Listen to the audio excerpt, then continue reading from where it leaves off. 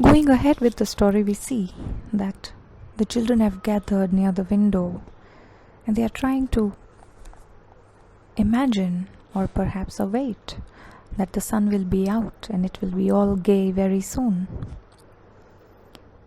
It's stopping, some kid said, and the other one said, yes, see, perhaps it's stopping. Margot stood apart from them, from these children who could ever remember a time when there wasn't rain and rain and rain. We are coming to the introduction of our protagonist, our important character of the story. So there's this bunch of children in the classroom, all gathered near the window, but as you can see, Margot is standing apart from them. The first point where you can note down the bias. They were all 9 years old, and if there had been a day 7 years ago when the sun came out for an hour and showed its face to the stunned world, they could not recall. To show its face to the stunned world. What stuns you? Stunning meaning to surprise. To be so glorious that one is surprised, one is awed. A-W-E-D, awed. Something that occurs rarely surprises you. It is a sight. Sunset every day isn't beautiful, but the one that is orange or crimson that appears just once in a month, it lures you, it attracts you. The eclipses that occur, they occur once in a long time, therefore they are mesmerizing. The full moon day that appears once in a month, that attracts you. So the presence of sun that hits Venus once in 7 years, it stuns the world on Venus. So if this happened ever in their lives, it was before 7 years. They are 9 right now. So from 9, if you go 7 years back, as I mentioned earlier, they were just 2, and therefore they could not recall how it looked.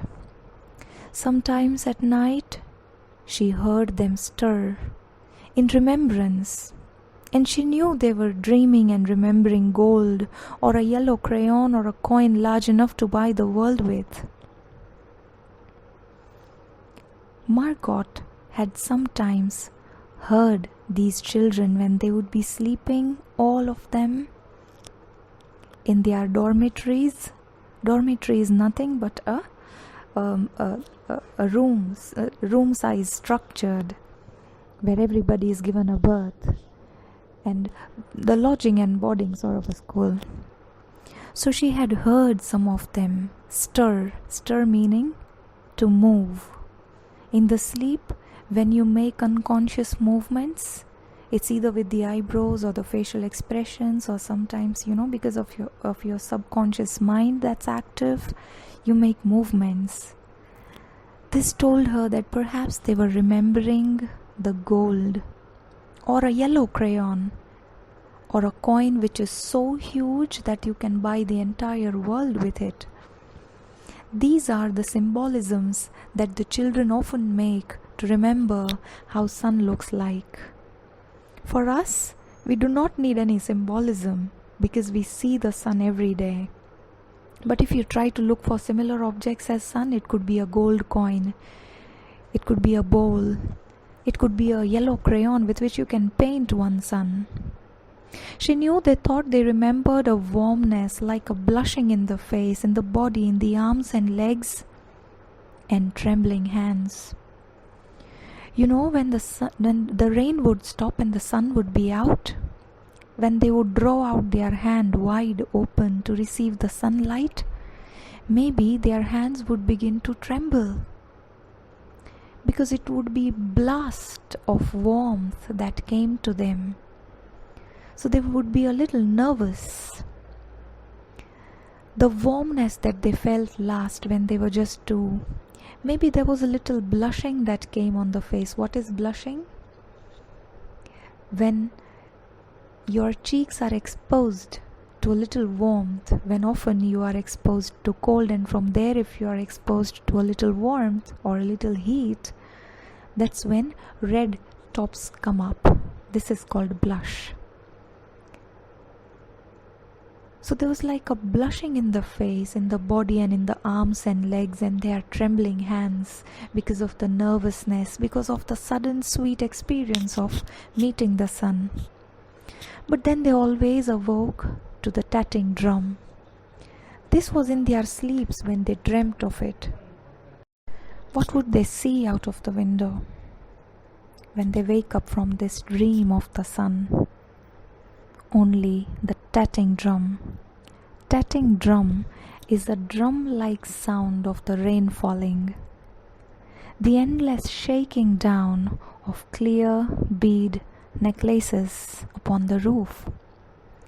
Previously there was this description of crystal falling from the sky.